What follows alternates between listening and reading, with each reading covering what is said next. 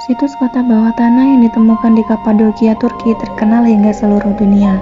Situs kota bawah tanah ini memungkinkan untuk menjadi tempat tinggal orang karena dibangun untuk melindungi penduduk kuno. Salah satu kota bawah tanah Kapadokia yang paling terkenal adalah Derinkuyu. Kota bawah tanah ini dibangun pada era Bizantium ketika penduduknya melindungi diri dari kaum Muslim Arab selama Perang Arab Bizantium. Perang ini terjadi antara tahun 780 dan 1180. Secara keseluruhan, terowongan kota bawah tanah ini mempunyai 18 lantai ke bawah. Pembuatannya jelas bukan karena faktor alam, karena di dalamnya terdapat kota yang lengkap dengan sumur, sekolah, penampung air, ventilasi udara, dan gereja. Bahkan ditemukan alat pemeras anggur dan minyak. Luasnya mencakup 445 km persegi, sehingga diperkirakan bisa menampung sebanyak 20.000 orang. Melansir dari IFL Science, diperkirakan ada 600 pintu masuk ke kota yang sebagian besar masih tersembunyi.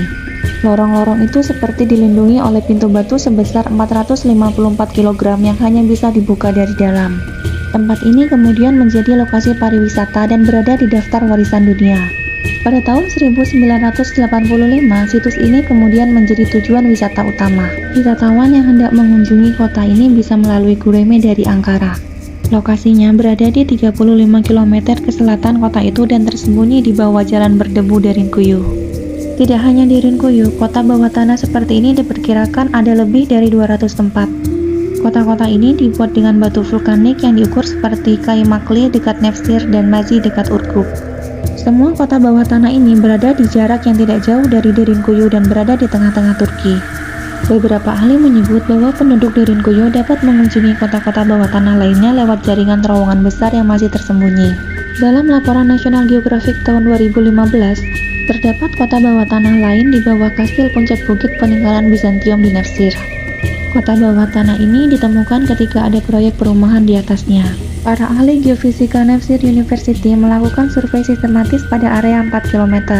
Berdasarkan 33 pengukuran independen yang dilakukan, luas situs itu hampir 460 km persegi, atau 15 km lebih luas dari Derinkuyu. Lokasinya terletak 85 meter di bawah permukaan tanah.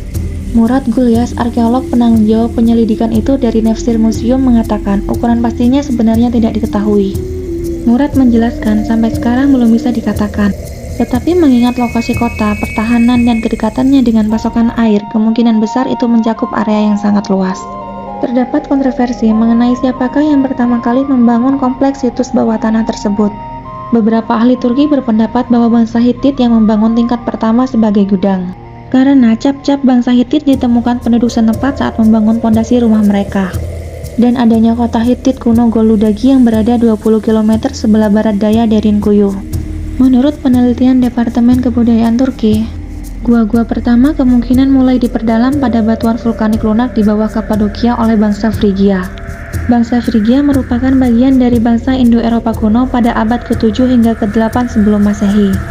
Ketika pemakaian bahasa Frigia punah di zaman Romawi kuno dan digantikan oleh kerabat dekatnya yaitu bahasa Yunani, para penduduk yang kemudian beragama Kristen lalu menambahkan gua-gua bawah tanah mereka dengan bangunan kapel dan prasasti berhuruf Yunani.